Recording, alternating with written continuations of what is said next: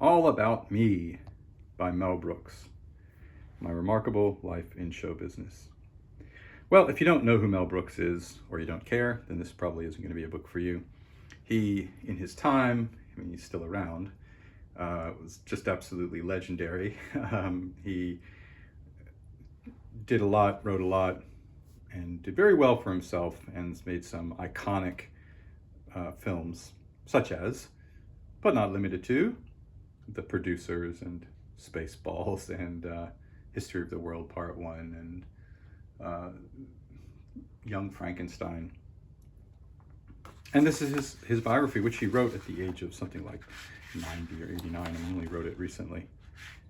Sorry, 95. There we go, 95. So here's the dust jacket. And he married Anne Bancroft. This is a hardback. It's the first edition because I got it as soon as it came out.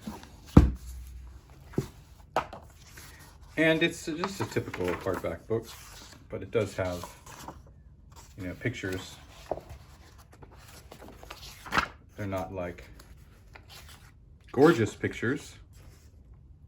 Oh gosh, how did I leave out Blazing Saddles? Blazing Saddles.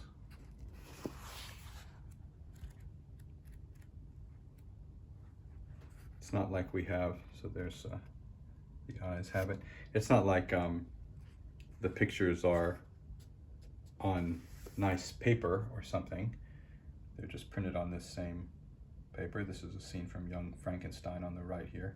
Actually, they're both scenes from Young Frankenstein. That's Peter Boyle, Madeline Kahn. It's interesting. It's good. I liked it. Of course, I liked it. He was, a lot of this was even kind of before my time, but then I watched them as I grew older. And there he is with Anne Bancroft. He knew a lot of the people who were influencing things at that time, especially influencing comedy. And, Sid Caesar, and I mean, all these old names that, again, they're even before my time, but I've heard about them.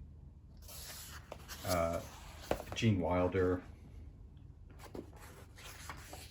And so, and so it's interesting. He's got a lot of the, little script things in there, things that happened along the way, what failures that there were some, and the successes, and his, his life with his wife, and his fights with producers, and yeah, it's really pretty interesting. I want to say one thing that I thought was so weird is that he talked about his son, who, this little bookmark. Maybe this is it. Yeah, this is it. I even bookmarked it, but I forgot I had done that. But now it seems like I'm lying to you. He wrote this long thing about, in addition to being a wonderful wife and partner, Anne was a great mother. Their son Max was diagnosed with dyslexia, and we've got this whole paragraph and a couple of paragraphs all about how his wife made things work with their son, who was dyslexic and had some problems with that. I'm not sure how to phrase this. It's basically directly copied from an interview that his son did, except a few things were changed. So his son, in an interview, you can look it up, said something like, in addition to being a wonderful, how did she say it? Maybe, I was diagnosed with dyslexia at a time it was relatively heard of. And then it was saying like, instead of my Annie, it said in the interview, so my mother, one of the greatest, most successful, like that. This is basically a direct copy of that interview with Max, where Max talked about his mother, and all they've done here is just change it to say my Annie or my wife. It's so weird. Isn't that weird?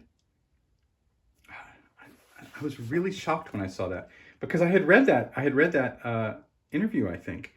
I'm not really even sure how I knew it, but as soon as I read that, maybe it's because I do teach a class.